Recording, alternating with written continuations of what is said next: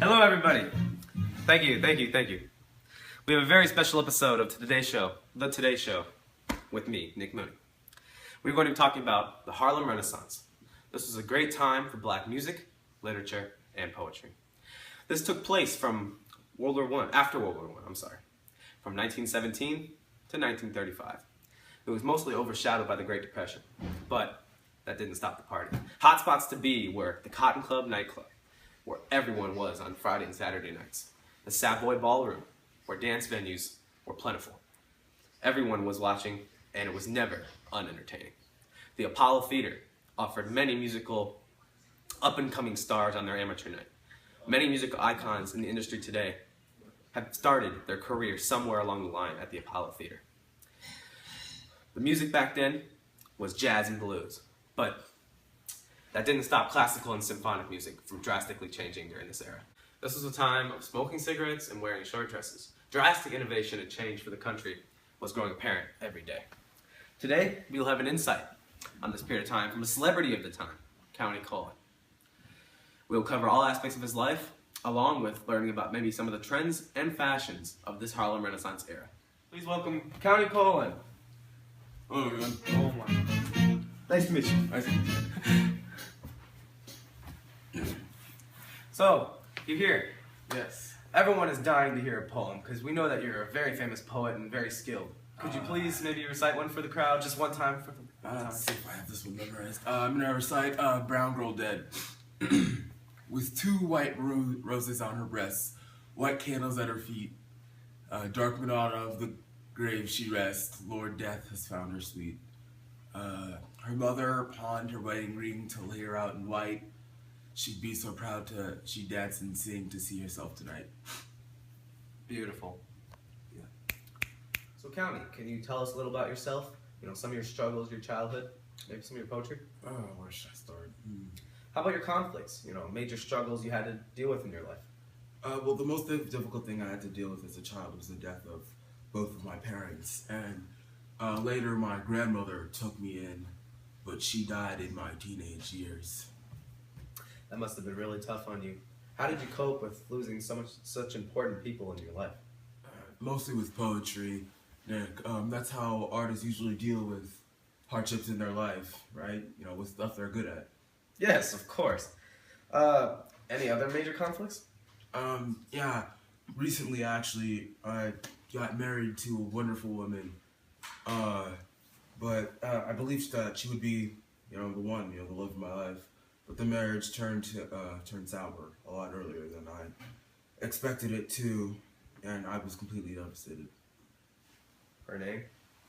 Yolanda Du Bois, daughter of the great W.E.B. Du Bois. She was amazing, but things just didn't work out for reasons that shall go unmentioned for now. Okay. My good friend Joshua Ellis is here, and he's going to be writing a book on you, and I brought him here to be part of our discussion. Hello everyone, nice to see you. I just have a few questions for you, Mr. Cullen, about your heartaches and other dramatic events that happened in your life. Nice to meet you, sir. Nice to meet you too. So, just to confirm that my information about you is correct, is it true that after meeting the alleged handsomest man in Harlem, Mr. Harold Jackman, he had a huge impact on your divorce? Because there's been rumors circulating about the two of you. Can you please clarify which rumors you're referring to with Mr. Jackman and I?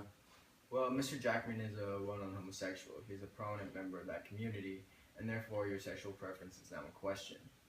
We also happen to know that your father is a fire-breathing Christian, but he too is a latent homosexual. And over the years, we know that you two have been traveling a lot together, and he has a strong influence on you. Do you think he affected your poetry at all? Well, I've addressed this topic with Select Few, and I'm very close with Mr. Jackman, and I've traveled with my father, and I respect him because he's been there for me, and he's really influenced me over the years, and I want to leave it at that for now. Thank you. No problem. So can I just ask you a couple questions that aren't about Mr. Jackman or your foster father? Yes, of course. So I had my team interview people, asking them about how they feel about your poetry, and it seemed that your second volume of poetry, Copper Sun, was met with some controversy in the black community because you didn't give the subject of race the same attention you did in your first volume of verse, Color. Is it true that you lived in a white community and you were educated there? Yes, that's right. So, since you didn't have the same experiences that other black writers had, this is where I think people have a misconception about you. Since you didn't have those experiences in your background, you don't have the same kind of writing that they do, and you don't use that popular type that we see all these other writers doing. Yes, thank you for mentioning that. I try to stay away from common ways of writing poetry and incorporate my way, my unique way of doing it to keep things fresh. That's very good. So thank you for answering all my questions. You really helped me understand your life a little bit better so I can write my book, and I hope that when it gets published and the public gets to the public, because I know they're eager to learn more about you, that you read it as well. Thank you for your time. Bro. Thank you for being here. No problem.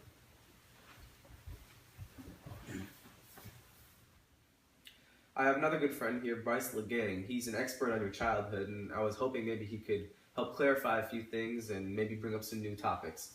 You know. Welcome. Hi. Hi. Nice to meet you. Hi, thank you. Alright, Mr. Cullen. So, there's been a lot of talk about your childhood. People say you're a very mysterious man, and not many people know about it because there's not a lot of stuff about like where you've been born or what high school you've been through. Because nobody really knows where you came from. So, it said that you were born on March 30th, 1903. Is that true? Yes, it's true. On my transcript, I said that I was born in Kentucky, but as I grew up and became famous, I later changed it to New York. Oh, okay. It was also said that you were adopted. Yes, I was adopted by Reverend Frederick and Caroline Bell Countee, but it was never totally legal, you know what I mean? Okay. Yeah, I never went through papers. And I also changed my name. Before it was Countee Porter, but I changed it in 1921 to Countee P. Cullen, because I spent most of my life with the Cullen family. Okay. So is it true that it wasn't an official adoption? They said like it wasn't really on paper or anything. Yes. It is. Okay. And how are you in high school? I was very an outstanding student. Don't want to toot my own horn, but I won my first citywide competition with a poem I called "I Have a Rendezvous with Life." Would you mind sharing it with everyone? Yes. I have a rendezvous with life, and days I hope will come, eerie youth to spread, and strength of mind. Eerie voices, sweet, grow numb, I have a rendezvous with life. When spring's first heralds hum, sure some would cry it's better far to crown their days with sleep, and face the road, the wind and rain, to heed the calling deep. Though wet her nor blow, nor space I fear, yet I fear I deeply too, lest death should meet and claim me Eve. I have a rendezvous with life. Well, thank you for being here. It was great hearing your insight, and I hope you can come back again sometime. Thank you. It was a pleasure. Thank you, Thank Mr. you. Cullen. And now I'm introducing another friend of mine, Peter Fan. He's going to be helping you through talking about your accomplishments, and we're all here just to celebrate you, and that's what he's going to be doing. Peter, come on in. Hey, nice seeing you. Nice seeing you too. It's an honor to meet you, Mr. Cullen.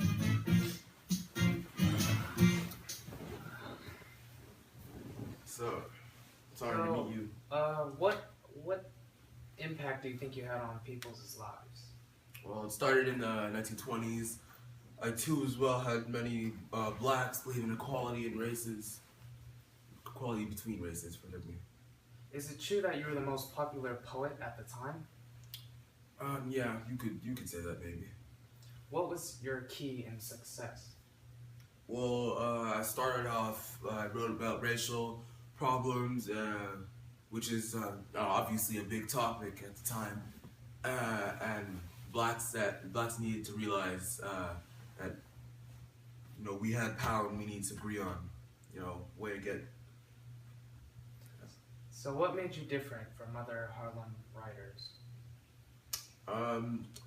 I had a more conventional way of writing. I know my writing was based off of European writing, and I thought poetry didn't have to be defined by a race. Oh, I see. Is there anything else we need to ask? No, that'd be all for now. Thank you. That was quick. Okay, thank you. Thank you for being here. I have to go. Thank Sorry. you. Yeah, it's okay. So, is there anything that you want the audience or any viewers at home to know about you? Yes, I would like to be known as an American poet, not just a black poet, and someone who changed lives with his art. Thank you very much. Give it up for Connie Cullen, everybody. Well, thank you very much for being here. It was an honor to meet you, and to hear about your insights and life during the Harlem Renaissance was just fantastic. Thank you. And I hope you can come back again sometime. Thank you. I will. Thank you.